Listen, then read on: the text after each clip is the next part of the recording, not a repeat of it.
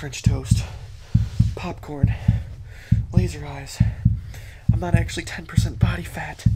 I'm a moron. Baby naked. Anabolic kitchen. Spews for views. That's it. I need to buy Greg's cookbook. I know. Save your breath. I already know what you're gonna say. Evan, you absolute mad lad. You bought Greg's cookbook at that price? $1 a recipe? I know. I already argued with him about it and he didn't want to hear it. But is it worth it to buy Greg's cookbook? Well, there's only one way to find out. For the next 24 hours, I will be eating nothing but recipes in Greg's cookbook. No substitutes, no extra ingredients, everything exactly by the cookbook. Which, Greg, there were some crazy ingredients in there that I actually had to order online and wait for to even be able to make this stuff. But I'm hoping it's worth it. So for the next 24 hours, I will be becoming the doctor himself. Eating, breathing, and sleeping like Coach Greg. By the end of it, I wouldn't be surprised if I was screaming and telling everyone they're fatter than they think they are. If you enjoyed this video, please like and subscribe. I'd really appreciate that, but I won't waste any more of your time. Let's get into meal number 1. Shit, just got a Tinder notification from some chick that goes to my gym. Do I send it? Do I not send it? Leave a comment below. I don't know, man. I don't know if it's worth it. Alright, here we are for meal number 1, and if you know anything about Greg, it's pretty obvious what we're about to eat. Now that I think about it, it would be almost disrespectful to not eat what we're about to eat for breakfast. Can you guess it? That's right, we're going to be having anabolic French toast for breakfast. Now, I'm not going to lie to you, I eat this almost every single morning, but I do it a little bit different than Greg does. So the way Greg's recipe is he only uses egg whites. When I do it, I use some whites and some yolk because I found that it usually cooks together better when I use the yolks. So I'm going to try it exactly how Greg's recipe is and see how it comes out and see how it tastes. Because when I've tried it on my own previously, just guessing on the amount of eggs and stuff, egg whites, it has come out pretty crappy. So I'm going to do it exactly how Greg has us do it, and we're going to see how it comes out that way. So first up, we need 1 cup of egg whites. I saw in a YouTube video by More Plates, More Dates, he said that he literally will carry this around with him, and it's an easy way to get 100 extra grams of protein. But I've never tried it because drinking straight egg white sounds absolutely freaking disgusting to me. But since I'm doing this video, I guess I'm just going to try it. Here we go. I really hate slimy shit, dude. I don't like. Here we go. Oh. Maybe I'm just a bitch, but that's fucking disgusting. Shit's slimy as fuck. 10 out of 10, do not recommend. Alright, so step 1 is 1 cup of egg whites, so that's pretty straightforward. I got this bowl here, and we're just going to add all the stuff into this bowl. Alright, so the second thing it calls for is vanilla extract, so I'm just going to put a little bit of it in there to give it like a lot better taste, I'm assuming.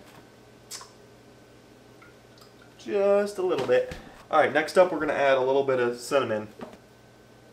This looks like a lot more. I usually do it with like 3 whole eggs, and this already looks like a lot more like liquid than the other one, so I'm hoping the bread will absorb all this, because this looks like a really lot. I'm also going to add 1 Truvia packet. You can use any kind of sweetener you like, but my favorite is Truvia. It's a stevia leaf sourced sweetener. I found Truvia is the best. I've bought actual stevia leaf sweetener before, like store brand, a big like pound bag of it, and it was disgusting. I don't know what they do. It's something about the way that they process this, but it tastes a lot better, so I definitely recommend Truvia. So we're going to put 1 packet in there just for flavor. Alright, that's really all the ingredients, so now we're just going to stir it and then get our bread. This definitely doesn't stir as well as with the yolks. It's really strange. It's not mixing that great. So you can use protein bread if you want, but I'm poor as shit, so I'm going to be using just like plain white bread. The cookbook does have the macros for both the plain bread and the protein bread, depending on which one you want to use. But me, I just prefer to use regular white bread, which is totally fine. The next thing I'm going to do is just put Pam on the pan. You do not want to be cooking with butters or oils. You definitely want to be using 0-calorie cooking spray everywhere you can, because you're going to be wasting so many calories if you're throwing a slab of butter on every single meal you make. So that's a absolutely huge waste. So definitely avoid using oils and butters. Use an air fryer where you can, use Pam where you can when you're cooking on pans. So I'm just going to spray that. Just like so, and all we have to do is dip our bread and put it on the pan. Alright, this is the easiest part. So you don't want to soak it, you literally just want to dip it, because it's going to, like it already is falling apart a little bit. If you soak it, that stuff's going to be ruined and it's going to come out garbage, so make sure you're just dipping it in there. Okay, so it looks like Greg's 1 cup was spot on, because look, there is barely any left in here. So I'm just going to pour the excess on top, but there was barely any at all. So 1 cup for 4 slices of regular white bread is perfect. Guess I should have trusted the cookbook to begin with. I'm sorry, Greg. I disappointed you. Now it says to cook them 3 minutes on each side, so I'm going to set a timer and just cook them 3 minutes on each side. It's been 2 minutes, and I can't really tell if they're cooking on the other side or not. Alright, time to flip it. Moment of truth. That's perfect. Alright, so after flipping them, 3 minutes was damn near perfect on a high heat. So they've just finished cooking. I'm taking them off now, and they look like they've come out literally perfect. You can see the cinnamon's cooked into them nice. They're not like brown, they're not black. Just nice, white, fluffy with cinnamon in them. This is them with no syrup. This is just them just cooked. So now we're going to add low-calorie syrup onto them. It's very important that you use sugar-free or low-calorie syrup. If you're using normal syrup, you could easily put 200 to 400 calories extra onto your French toast or pancakes and not even know it because it's so caloric if you didn't pay attention to that. So make sure you're using sugar-free or at least low-calorie syrup on your French toast and pancakes. Time to eat. Alright, so we got our French toast, and to drink I'll be drinking a 0-calorie Gatorade. I like Powerade better, but stuff's pretty good too. Alright, moment of truth. First time having this with just egg whites, Greg's way. Let's see how it is. 1 bite, everybody knows the rules. And that's pretty damn good. It doesn't taste a whole lot different than it does with the yolks. The consistency is slightly different, but for the calories you save and the additional protein, it's pretty good. It's pretty damn good. I definitely recommend this if you've never tried it. I think the cinnamon and vanilla and sweetener really help. I've eaten French toast just about every day for the last 3 or 4 months, all with yolk, so I'm pretty much a French toast expert at this point. And I can safely say if you're dieting, this is a really good recipe to follow. I probably won't be doing it with yolks when I'm dieting anymore. This came out about just as good and for far fewer calories. So I give this one an 8 out of 10. Because if I gave it a 10 out of 10, there'd be no room for improvement. But I'm sure there might even be some better recipes we tried today. So far, Greg's cookbook definitely seems to be worth it. But let's try the other recipes first before we make a final decision. Alright, time for meal number 2, but first I need to go to the store.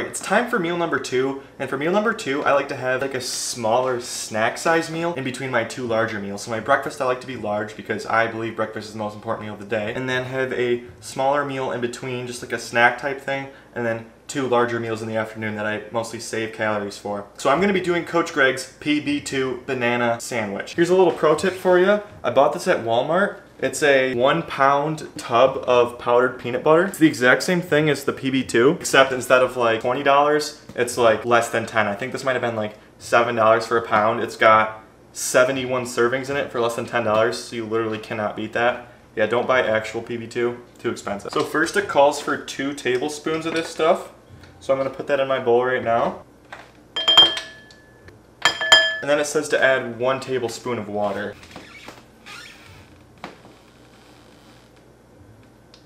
If you've never seen how this stuff mixes, this is how it looks before. Just like a real, like watery and chunky. It doesn't really, you know, look like peanut butter. It'll look like it's not gonna be peanut butter, but you just trust the process and keep stirring. I thought it was really weird at first too, so if you do get it, don't be alarmed if you're like, oh, this stuff's gross or not like peanut butter. It is. It does get like peanut butter, and it tastes really, really good. I learned about this stuff from Coach Greg. I didn't know about it before, and I've been eating it ever since. I don't even eat regular peanut butter at all anymore. This stuff's got more protein, less calories, and tastes exactly the same, if not better, because it doesn't have like all the greasy, fatty oils. So like, why not just eat this stuff? Stirring, stirring, stirring, stirring. The stirring process is also obviously anabolic, making them wrist gains. All right, look at this stuff now. Creamy peanut butter. Literally no different than regular peanut butter now, except it's not high calorie and full of fat and oily and greasy as shit. So I'm just gonna get it like on the bread first with the spoon. You get like a pretty big serving for just 2 tablespoons of that powder. This is more than I would use with regular peanut butter. Yeah, this stuff's thick. I can already tell this is gonna be really filling, plus a whole banana. So now I'm gonna slice this up and put it on top. Slice, slice, slice. Not really sure how to put this on here, so I'm just gonna kind of like stack it over the whole thing. I've never really had like a peanut butter banana sandwich before, so really not sure how this is gonna taste, but I trust Greggy Poo. All right, the sandwich is complete. All right, Greg, this better be good. First bite, here we go.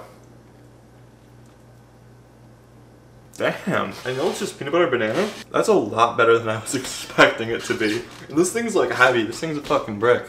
This will definitely fill you up. Damn, son. All right, I rate this one 8 out of 10 baby Nakies. Honestly, with like the protein and like the carb content of this, I think I'd eat this like pretty often for a pre-workout. It definitely feels like this could sustain you through like I mean, my workouts are pretty long, like a 2-3 hour workout, no problem. I mean, the cookbook is expensive, but the more I think about it, like, I couldn't think of any of these on my own, and like, some of the other stuff you're gonna see that I chose with this video, you'd never think of. So like, just saving me the 20 years of figuring out good recipes that make cutting easy is kind of worth the money right there to me. I don't know, that's just me. I blow money on stupid shit all the time, but so far this isn't stupid shit. It's pretty good. Honest to God, pretty full right now. I don't even need anything else. That's it. I'm tapping out. Until next meal. Now I feel kind of bad. My dog caught wind that we are making food, and as you can see, he's a chubby buddy and he wants some. Meanwhile, I'm gonna give him some and we'll see if Milo likes Coach Greg's cooking. I'm not really sure there's too much merit in his opinion.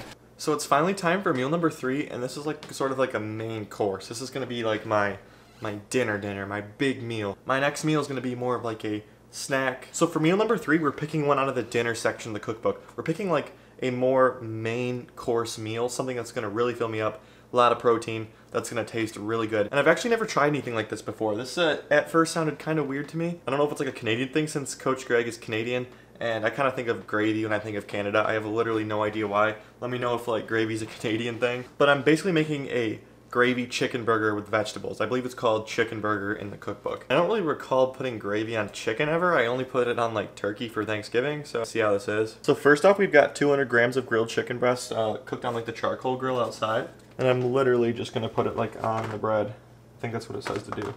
I've already got it pre-cooked, so you guys don't have to sit through 20 minutes of me cooking chicken. There's really not that much to this one. That's what I like about the recipes. They're all like really cool things that I would never think of. There's not so many ingredients where it's just too much to like cook. You could easily meal prep this, like get some chicken breast, get some vegetables pre-cooked, and just get a can of gravy. You're not gonna use the whole can of gravy the entire time. This is stuff you could have every day pretty easily. That's something I've really enjoyed about this cookbook. It's variability, yet repeatability. A lot of recipes, but you could do a lot with some of the same ingredients. This is just a bag of carrots, corn, green beans, and peas. Figured that would taste good on a burger. I don't really know what kind of vegetables you'd put on a burger. Not like a huge plain broccoli guy. I wouldn't want to put that on there, so this steamed mixed vegetable bag seemed like the move. Just threw it in the microwave. If I can figure out how to open it, that'd be sick.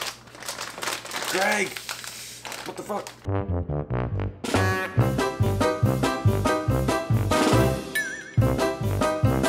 Woo! Victory! Alright, so now I'm just gonna put some on top. I don't really know how much to put. It says 100 calories, but the serving of this one is 50 calories. So I'm just gonna put like a little bit on. That should be good right there. Actually already looks pretty damn good. That doesn't even have the gravy on it yet. Now it said up to 50 calories in the gravy. This is 35 for a serving. This got light gravy. Oh, you cannot tell me that that does not look freaking delicious. But you know, looks don't really matter. Let's see how it tastes. The gravy is just spilling out of this thing. Let's go. This looks really messy. I almost want to eat it with a fork. I'm not gonna, because it's a sandwich, it's a chicken burger, and I wouldn't eat a burger with a fork, so I'm not gonna eat this with a fork and puss out. Greg would probably be disappointed. Oh, the bread's like falling apart. Okay. Not even kidding. Not even kidding. This is the best one yet. It's completely falling apart on me. This is phenomenal. I'm gonna get a fork. There's just so much shit that you don't know that's in this cookbook that just brings it to the next level. I wouldn't know gravy's low calorie. I mean, it's like 7 p.m. now, and I'm still like not starving from the last meal. That's how filling it was. All right, I'm gonna rate this one 10 out of 10 V-shreds. Look at that. That's how good that was. I didn't even leave anything. Greg, you done did it with this one. I gotta hand it to you. I gotta hand it to you. This one was pretty freaking good. Simple, yet effective. That's what I love about this cookbook. Like, all that was bread, chicken, gravy, and vegetables, but I would never have thought of that. And now that's gonna be a staple meal for me for sure. And I've only tried 3 out of 100 recipes in the cookbook so far today, so could have a different one for over 3 months. You could have a different meal every day, every meal for 3 months. That's pretty good. On to the next meal. Let's freaking get it. Alright, so we've come to our last meal, and it's safe to say this one is the most complicated and hard and requires the most prep. I'm not very good at baking to begin with, so if I can do this, any of you can do this. If you haven't guessed it yet, we're going to be making protein cookies. I'm sure these are going to taste delicious. I absolutely love cookies. I'm a wicked cookie guy, and protein cookies that are also low calorie and high in the macros I need would be awesome. So let's see how these come out, if they actually taste good, and then if they're worth your time in general. Alright, so I've already preheated the oven, so let's get started actually making the cookie batter. The first thing I did was I blended 60 grams of these rolled oats in my blender into like a fine powder, and we're just going to add that into this big bowl I got here. Back to the powdered peanut butter, we're going to add 24 grams of that PB2. And just a little bit of baking powder. I don't think I've ever made cookies on my own before, like just by myself. My mom always does, so if I'm doing something really stupid, it's because I have no idea what I'm doing. I'm just following these instructions. Next, we're going to put 10 packets of this sweetener. I'm still using that Truvia stuff.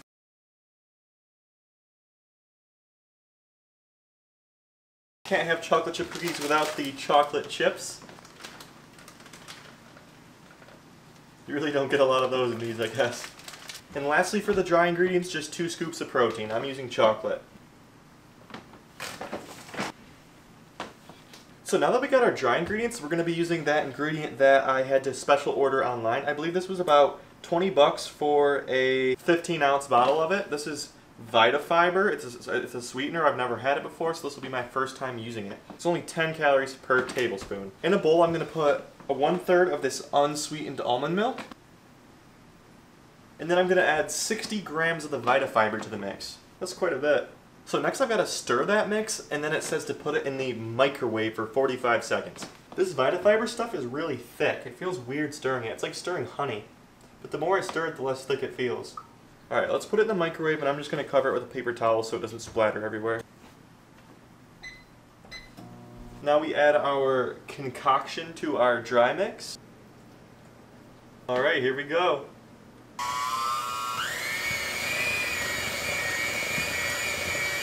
Alright, the hard part's done, so all we have to do now is pour this onto the sheet. We're going to be using our PAM again to spray it down.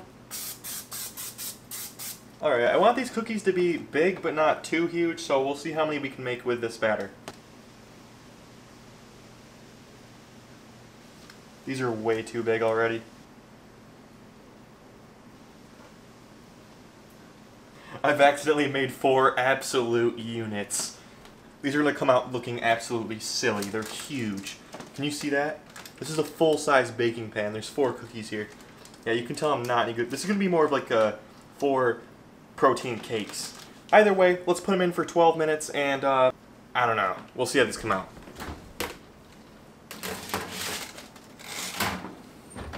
Alright, 12 minutes on the timer. I will be back in 12 minutes and we'll see how it came out. I'm just going to sit here and eat this for 12 minutes.